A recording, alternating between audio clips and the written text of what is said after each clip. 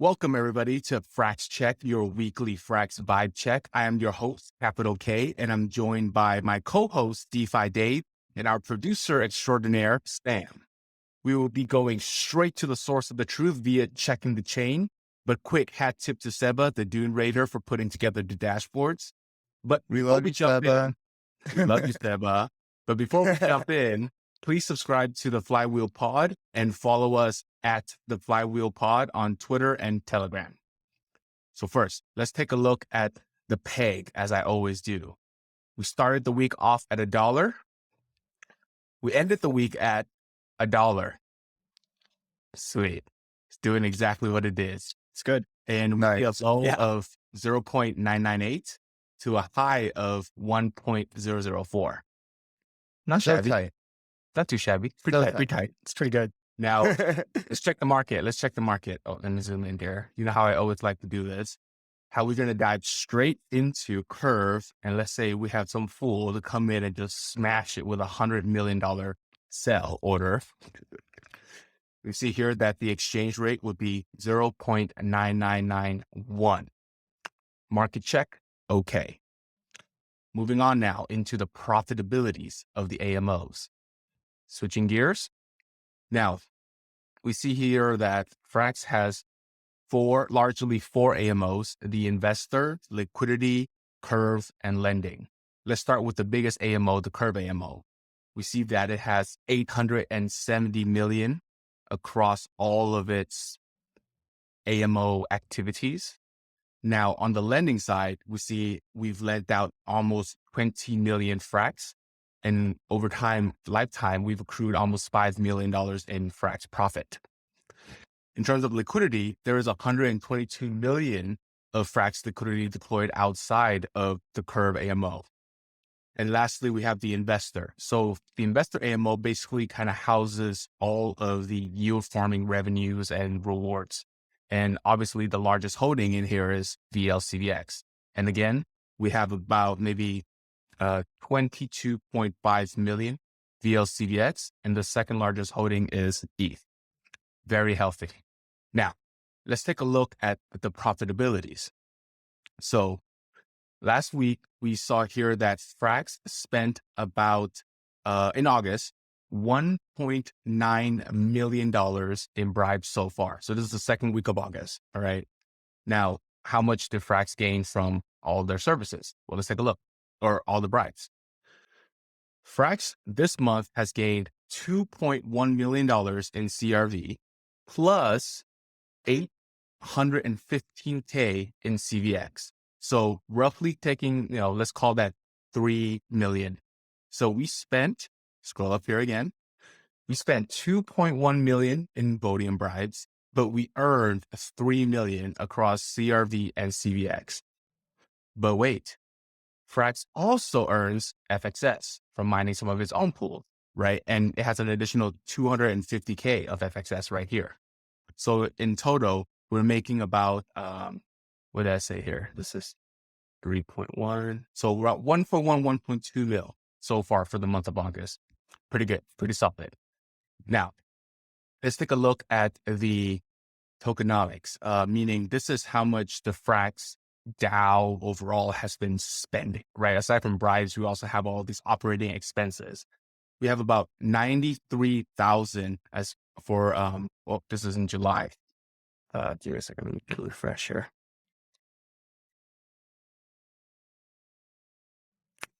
Okay, this just hasn't updated, but in July, we spent about 93,000 FXS, but as you can see here, it's pretty much even across each of these months. So we could assume that August has about the same 93,000 FXS at $6 per FXS. Like you're looking at about 288K in terms of, rather 250K in terms of DAO expenses and operating expenses. So we're still up $1 million. And then let's switch gears to look at my favorite section, the Frax BP. Okay. So if you take a look, we have about $665 million inside the Frax based pool. Okay. And It's pretty much up and to the right, this chart. But what's even more unique is if you look at the Frax 3 CRV pool, that's been remaining steady at about a bill four. And Sam, you brought this up the last Frax check, but you would have expected much more cannibalization between the Frax base pool and the Frax 3 CRV, but we're definitely not seeing that. What's even more unique is I'm going to check out the the 3 pool itself. You see here, the 3 pool has about, call it $1 billion in TVL. The Frax base pool already has 670 million-ish in TVL. That is like 68%, give or take. And it's growing steadily over time against the 3 pool. That's really, really good, in my opinion. But Frax base pool is nothing without the meta pools. Oops, let me get over here. Where's the meta pool? The meta pools. These are all the ecosystem partners that, trusted Frax enough and the Frax BP pair enough to be paired up against Frax BP. We see here the total. I had it recently. 1 second. 33.4 million TVL. Let that sink in. It's pretty awesome. 33.4 million in TVL. Right. Let's compare that. How much does it increase week on week? On the 10th. Right here. 29 million. So that is almost what is that? It's like a 10% increase. 12-15%. Yeah. Yeah. So, yeah. Hot in a week. Yeah. That's really nice. Week over week, right? It's really nice. Now, I know we're all farmers here. So let's take a look at what an honest day's work looks like. So for the Frax team, if you're thinking of typing in and joining the TVL, obviously this is NFA, but here we see that the top yielding pool is the Ape USD Frax base pool. I honestly have no idea what this pool is. This is not an endorsement in any of these pools.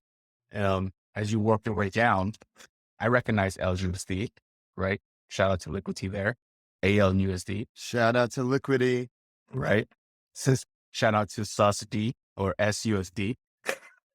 Anyways, let's see here. We have a really, really nice yield even during the bear market. So things are kind of chugging along for the Frax base pool.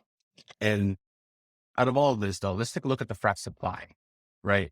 It's kind of hard to see here, but the Frax supply pretty much was unchanged. It was 1431. I know it's kind of small.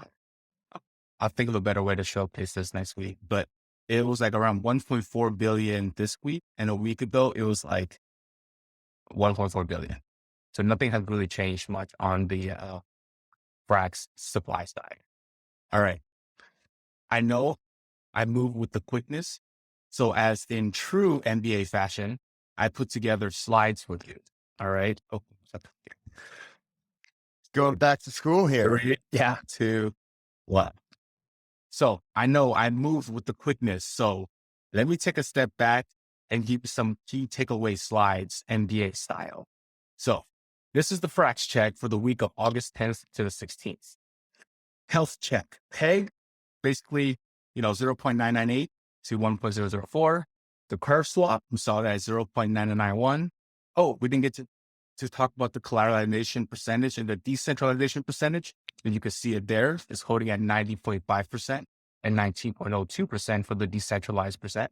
And the decentralization percent stands for how decentralized the underlying collateral is backing Frax. We hope that number to go up sooner than later.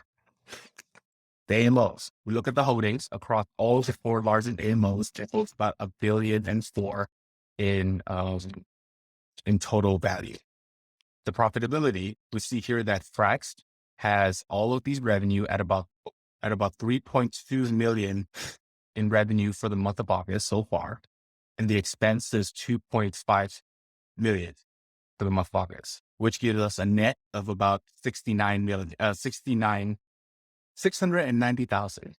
Very big figure. 690,000 base. 600,000. Yeah. Big. Now, let's look at the liquidity. Like I said, my favorite, the base pool as my co-host DeFi Dave calls it, is at 669 million. I know we're stealing a lot of 69 today. We have a growth week over week of 5%. And I am tracking this new metric here. I'm going to call it the percent of three pool. We're at 69% of the three pool. All right. I can't. Stars are aligning. This is the flipping. The meta pool TVL. We see the meta pool TVL of 33.4 million.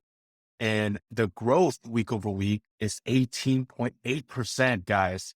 That is, talk about product market fit, right? Something that grows 19% week over week, product market fit. Circulating supply, like I said, nothing had changed much. We're currently sitting at about 1.4 billion Frax. Week over week growth is about 70 bits.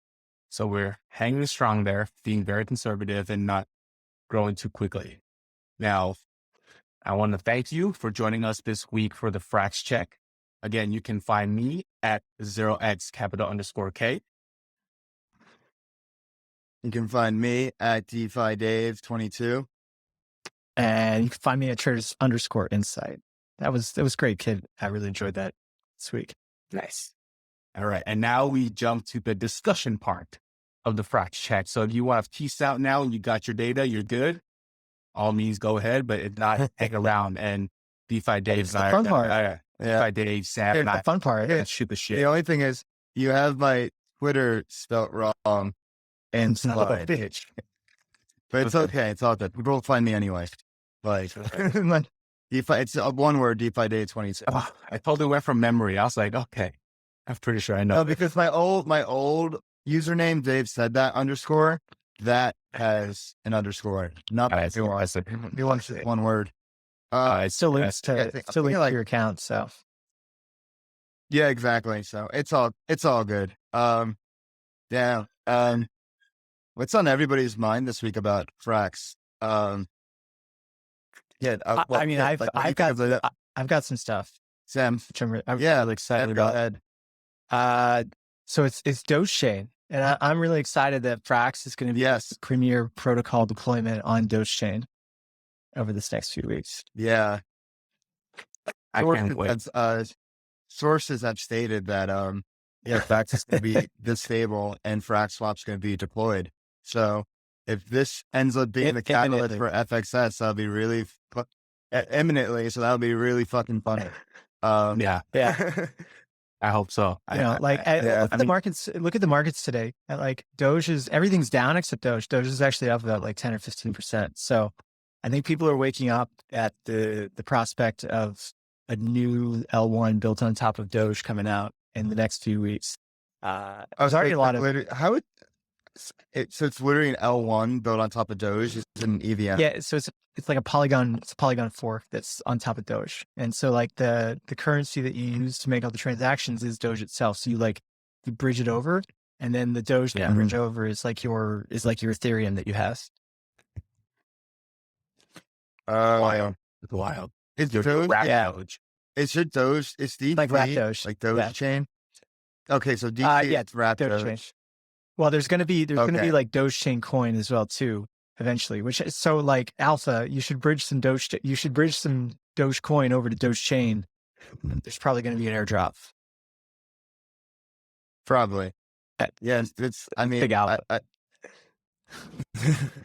I've been seeing it discussed a lot on Twitter, like Dogechain, Doge, and also in some group chats that I'm in. But I'm just wondering, is the retail still here and it's going to be BSC season 2.0, or is it or is it a psyop? It's just going to be crypto Twitter P2Ping each other. It's going to be either or. Does retail still have money to spend, money to ape? I don't know. I think so. Yeah, I think it's been pretty good. It's been pretty good over there for the past couple of days. The action's been, that's what I heard. Really nice in 2020-ish. 2020. I saw the TVL was 3 million earlier today. And then I checked again before we jumped. I think it was 4 mil. So go to DeFi Llama and take a look at Dogechain. But again, I don't know, man. I don't know how I feel about bridging over. I'm just too lazy to bridge. I wish all my bridgers happy farming and happy bridging. Happy birthday, happy Yeah. visiting. Oh, I'm gonna be chilling in the Frax space pool. yeah. Me too. Actually, the place full. I mean, Call me a boomer. Call me a boomer. I might cop some FXS. Maybe it's because of this Doge catalyst. Yeah. But let's see. Hey, did you guys check out Sam's appearance on the Blockworks space this week? No, I missed it. Yeah, it's on my list. Yeah, well, VR, please. TLDR. He lays out the grand plan, the blueprint, once again, everything from Frax ETH and how it intertwines with the whole Frax ecosystem, which is really interesting. Like, you can basically use your Frax ETH as collateral and use for Frax lend and use the yield taken from that, from your Frax ETH to pay back the loan. And also you can have the debt backing Frax ETH to actually back Frax itself in the future. You could have I feel like Frax Lend could be an AMO machine. Think about all the different, possibilities there are in backing Frax, all on chain, all transparent, and all in a safe manner. It just got a lot of ideas going in my head. On top of that, you have Frax Swap, and he even hinted at a Frax chain or Frax rollup in the future. So it's really once again, I think every time Sam goes on a podcast, he does lay out this plan. Hell, he did it on our podcast with Robert Sam when he said that, hey, I want to see Frax as a decentralized Binance in the future, all on chain, all on a rollup. So, it's, Yeah. There's still Team 6 of crypto. We'll see what they prioritize. Right now in the immediate pipeline, you have Frax landing, you have the relaunching of the TWAM in Frax Swap. So, what are your guys' thoughts? There's a little TLDR of the Blockworks. Yeah, that's interesting about the Frax ETH thing. I haven't. Because it's one of the ways that Frax captures more ETH and is able to put it into its treasury for the long term to increase its decentralization ratio. If you think about it, it just makes sense. Why not have your own ETH primitives, and then you can provide loans against it of just Frax that you mint into your own contracts that the security of, and then all the revenue that you get from minting the Frax into there that people can borrow against, you then collect all that ETH and then you put it into the treasury for the long term. I mean, it's really smart. All right, guys, this was this week's version of Frax Check, your weekly Frax vibe check. I'm DeFi Dave. You can find me at DeFi Dave 22 on Twitter. And I'm Capital K. You can find me on Twitter at 0x_K. And I'm Sam, and you can find me at traders_insight. Don't forget to follow us on Twitter at Flywheelpod and on Telegram at Flywheelpod. Please subscribe. We're over 500 subscribers. Let's get that to 1,000. We're halfway there. We're living on a prayer, and we'll see you next week. Peace. See ya. Yeah.